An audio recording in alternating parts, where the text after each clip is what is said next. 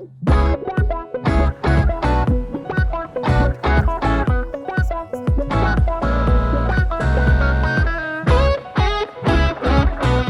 only 9 days, we knew we couldn't do everything we wanted to, so it was important to be efficient with our time.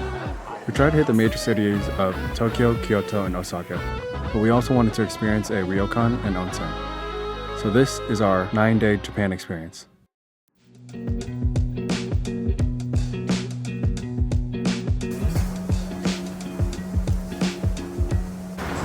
They open at 6:30. There it is already.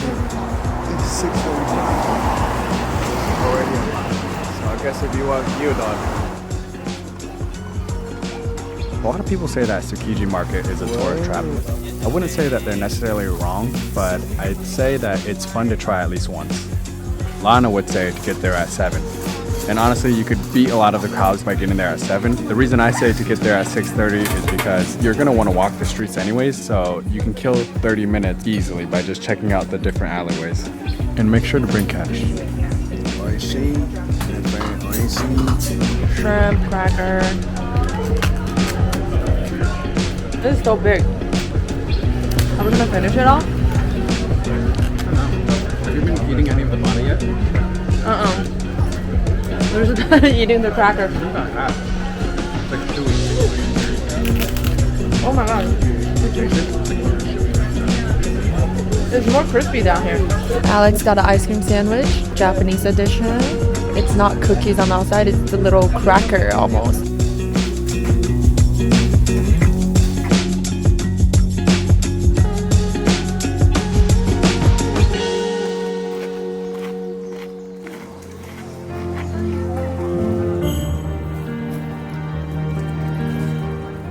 Here we are.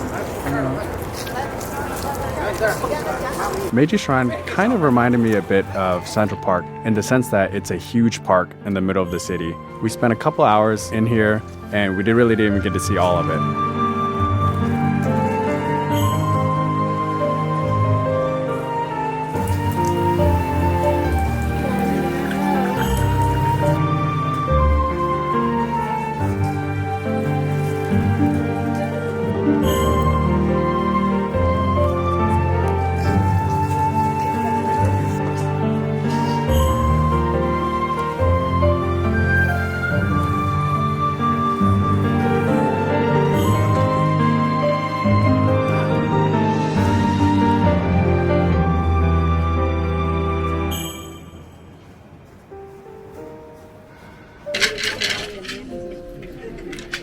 Seven. Lana. Grab 7. Samazawa no ukifushi wa. Much like bamboo that keeps growing upwards joint after joint, we as people can become splendid in our many ways. Wow, that's a good one. Like you keep growing, you keep developing, going up. It's a good one. All the way up. All the way up. After Meiji Shrine, we walked to Shinjuku. What could have been a 25-minute walk turned to a couple of hours because we stopped at multiple places along the way. But that was the fun part, because we got to experience the small shops along the way.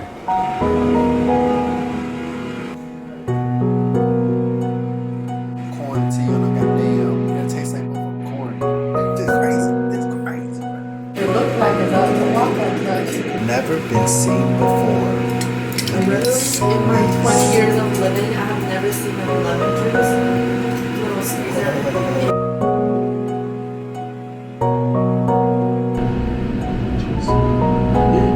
Can I take?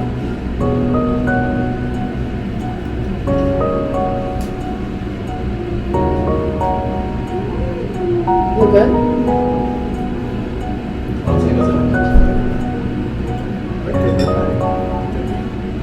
Nikune was our Wagyu experience, and I would probably say this is one of our best food experiences while in Japan. Nikune was able to squeeze us in last minute, but a lot of places in Japan seem to be reservation or waiting in line, so keep that in mind.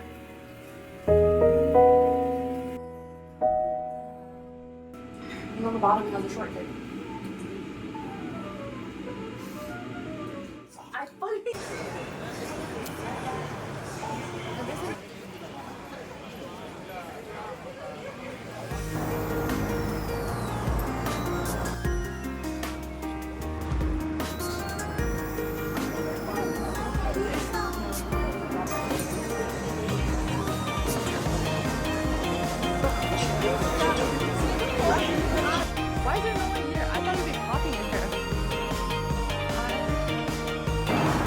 There's two Shibas. They're jumping over each other. He's posing for people. Harajuku was my favorite district in Tokyo. There was the main street where most tourists go, which was a lot of fun. And once you get to the end of the street, you'll see that a lot of the tourists die down and you'll find a lot of quirky or unconventional shops. For example, we found this sticker shop. They had some funny stickers and we ended up spending like half an hour there just looking at stickers.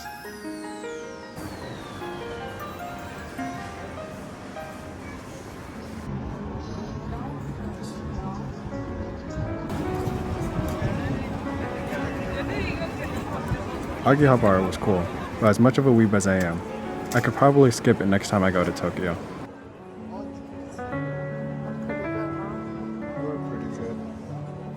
Oh wait, well if it's gambling, I want to gamble, but if it's not gambling, I don't.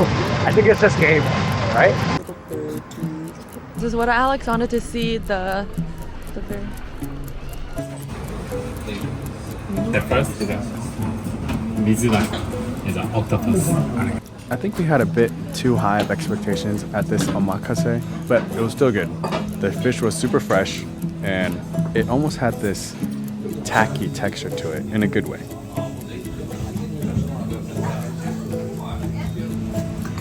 It's a semi-kata fish.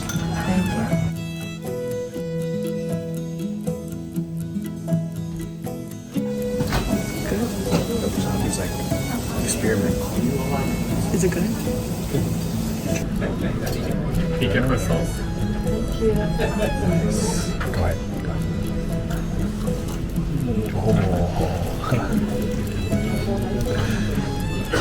Are you Daijobu? They do a pincher attack. Killing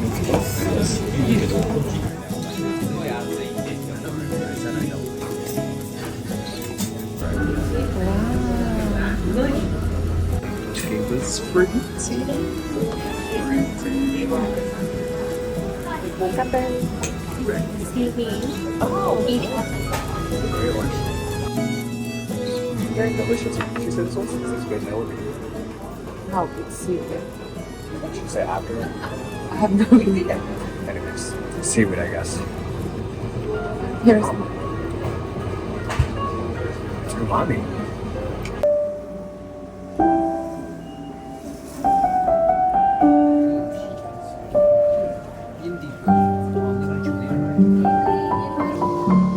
I had my doubts about Shibuya Sky, but the cool thing about seeing the skyline of Tokyo is just seeing how vast it is. Pretty cool to look across the skyline and you see endless buildings. It really puts into perspective how big the city is of Tokyo. I would say it's worth it, but be careful because if there's a lightning warning that day, they might close off the roof access, unfortunately. Also, make sure to reserve your time entry in advance, and if you want a specific time, you should book 30 days in advance when they open reservations.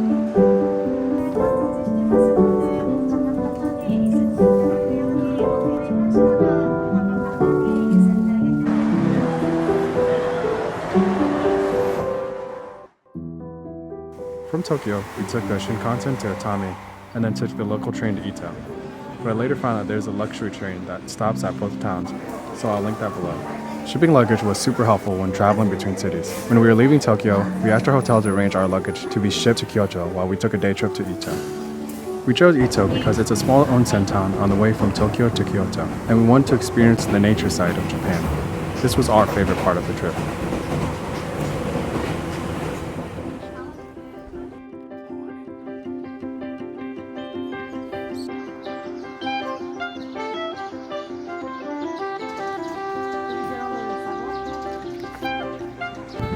We're in the thick of it.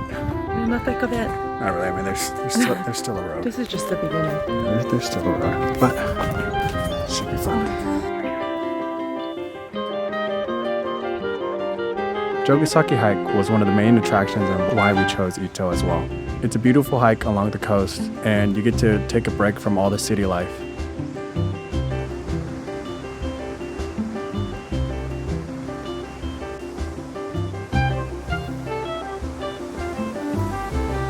Hi. Oh my god. Right?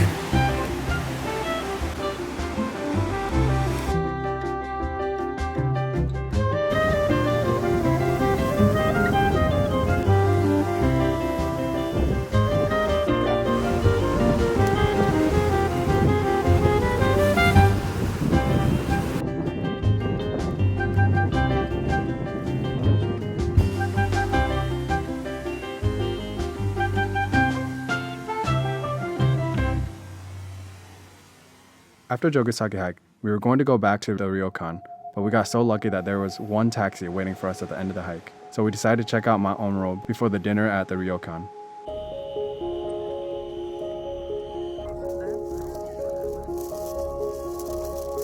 There's also archery rentals in the crater of Onmuro, so I would have definitely taken that.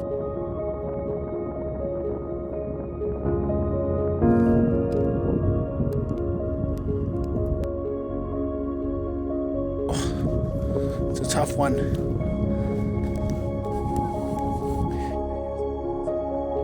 Something like that.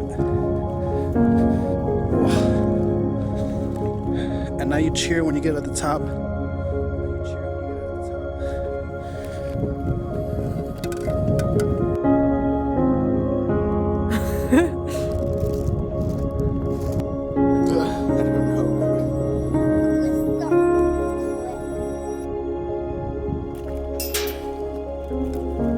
After Onmuro, we got lucky again.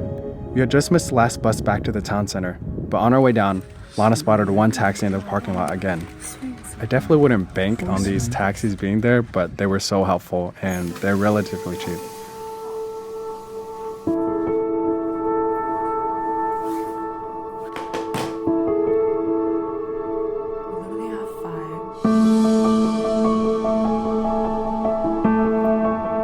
Ryokan hostess, I guess, I don't know. She handmade these and she said, I was like, is it hard to make? And she said, it's harder to find the wood than it is to make. She said it's really easy to make, but this wood, this tree, I guess wards off evil. And then each one of these heads is a seed. And then each one of the colors have like a meaning, and she gave us the whole thing. It was so cool.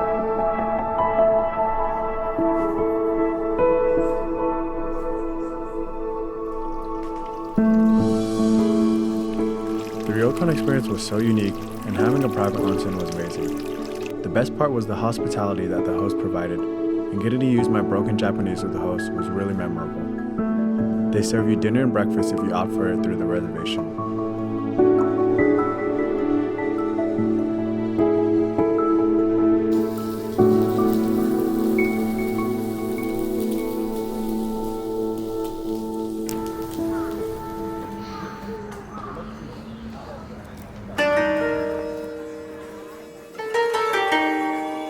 I didn't get as much footage for the rest of the trip, and we spent so little time in Kyoto and Osaka that I don't think I could give it a fair assessment. Similar to Harajuku, Kyoto did have a lot of tourists, and that kind of took away from the old Japan allure. But again, if you take a few minutes walk away from the main touristy places, you'll find it a lot easier to get a more accurate, or at least for us, more enjoyable breadth of culture in that area.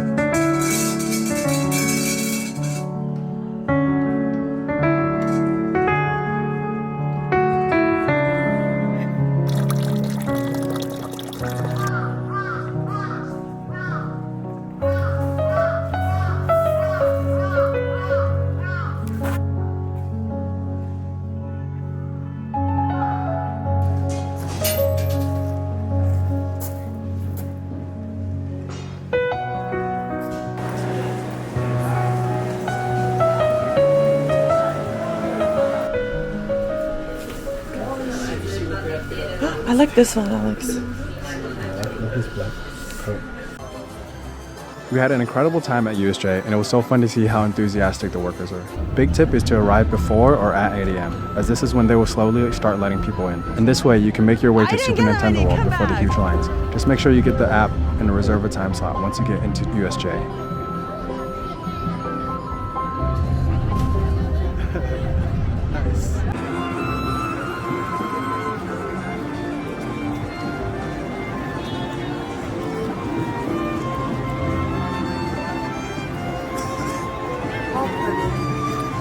This is more prettier than Kyoto.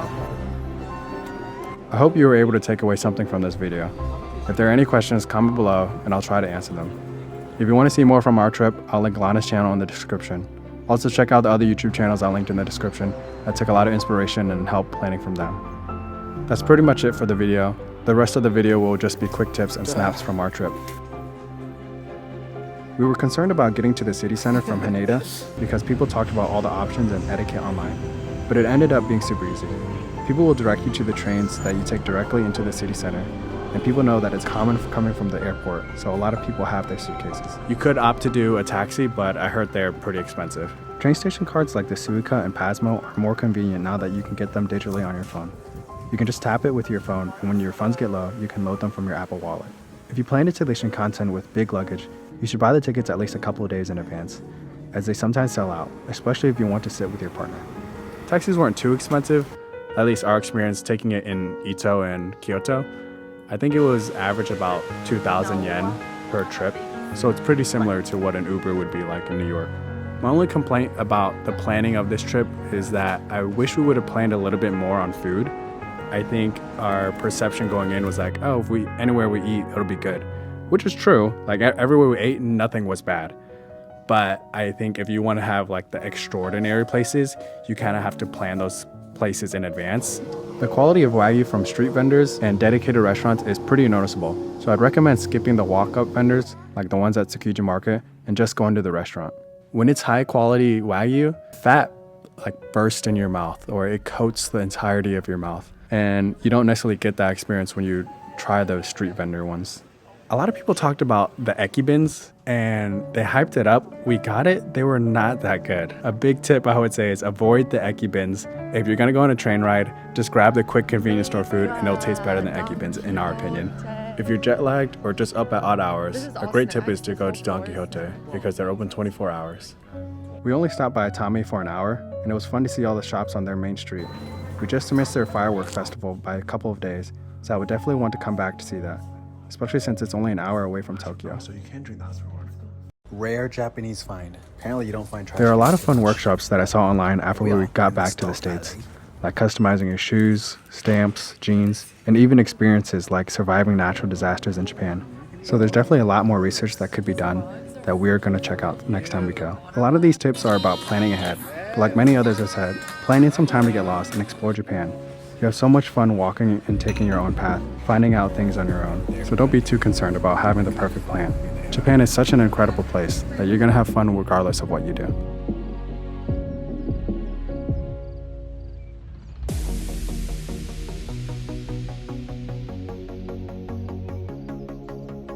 That's literally straight fat. What the frick?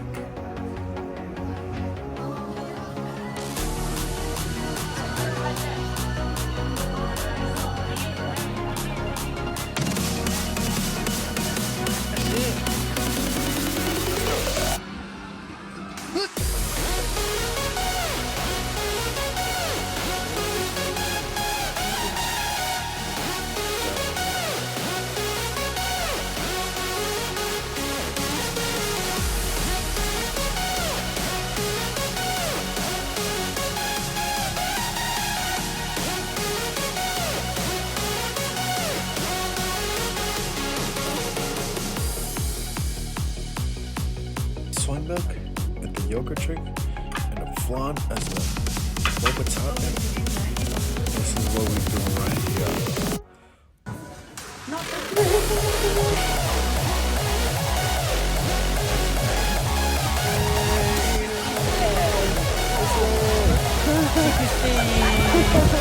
Bye bye.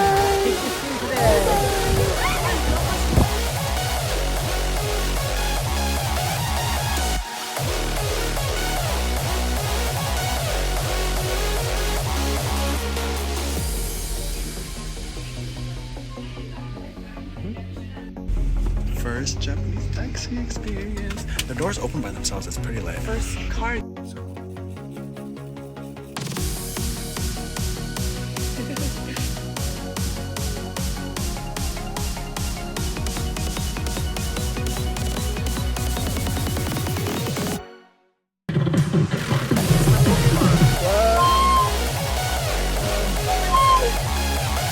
Yeah.